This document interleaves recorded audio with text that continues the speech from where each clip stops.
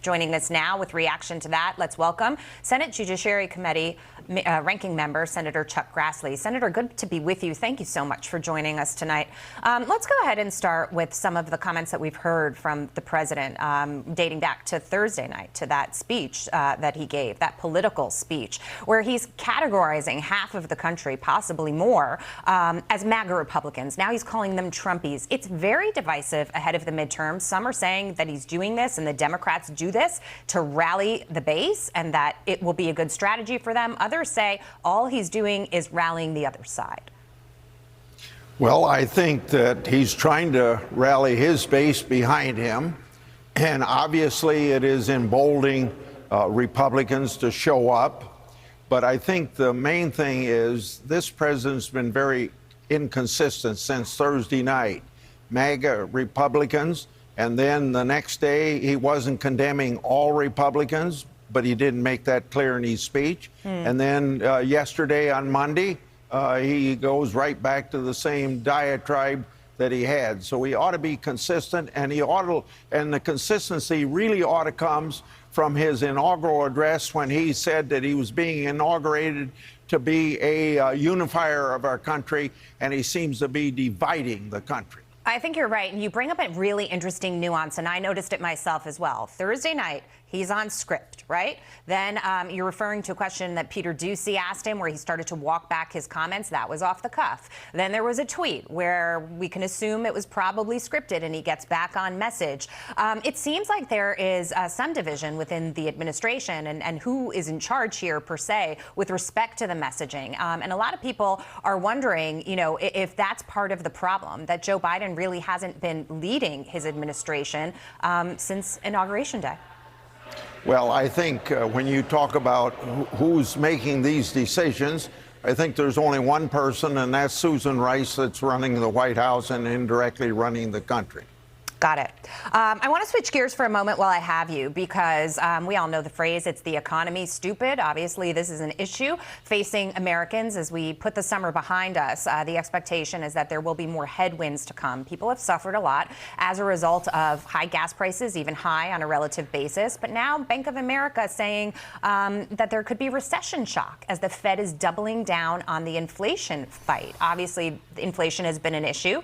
And within the last moments of August, you had a president passing another $739 billion bill, pardon me, and also forgiving student loan debt. Many economists say that's not baked into the cake just yet. Well, let me tell you, I finished my 99 county tour for the 42nd year in a row, and this inflation issue is at the top of it. Now, you mentioned the $739 billion feeding the fires of inflation, supposedly being an inflation reduction bill. It's an inflation enhancing bill. There's two rules of economics. You didn't mention these rules, but you did quote economists. Number one, when you're in a recession, and we are, you don't raise taxes. And number two, when you have 8.5% inflation, you don't spend more money. That's the bill that passed in August.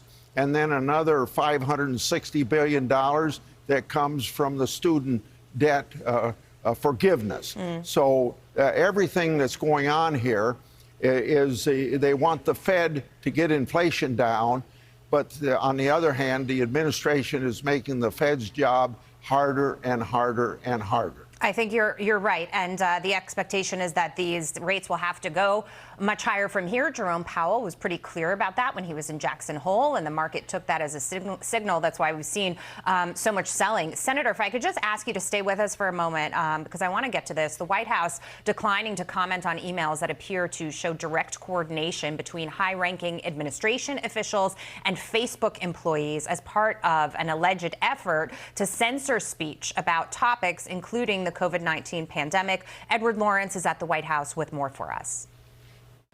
Well, Jackie, a lot of attention on social media companies over the immunity that they enjoy from prosecution, over the fact that they can suppress certain posts and not other posts, and how they go through that suppression of them. Now, a lawsuit filed by the attorneys general in Missouri and Louisiana found the collaboration between these companies and this administration, the lawsuit claims, was inappropriate. Now, they found 45 different officials in contact with Twitter and Facebook. Now, Meta, the lawsuit claims the administration handed over talking points to companies over what it labels misinformation and held monthly meetings.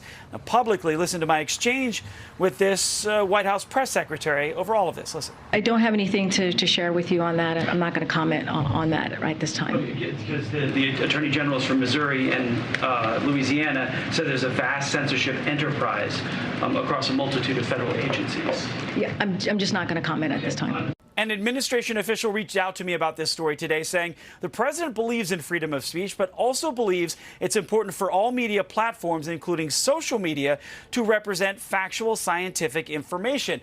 They downplayed the interaction between the administration and social media companies, saying it's sort of like when another network gets a story wrong, they'll pick up the phone, call that network, and talk about the inaccuracies. No word on who decides what those inaccuracies are. Jackie? Edward Lawrence, thank you. Senator, thank you for standing by. I want to get your reaction to that. Oh, the administration has gotten caught with their pants down.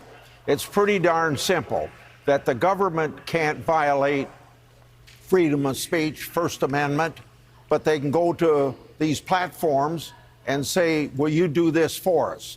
So the platforms are state actors, ought to be sued for violating constitutional rights. They're responsible for this. They shouldn't be playing along with it. They ought to be disseminators of all sorts of information. And the public of the United States is smart enough to sort it all out. And we should not have this censoring, government-sponsored censoring. Yeah, censorship, a huge issue. We are going to follow this and make sure we stay on top of it. We so appreciate your time tonight, Senator Chuck Grassley. Thank you.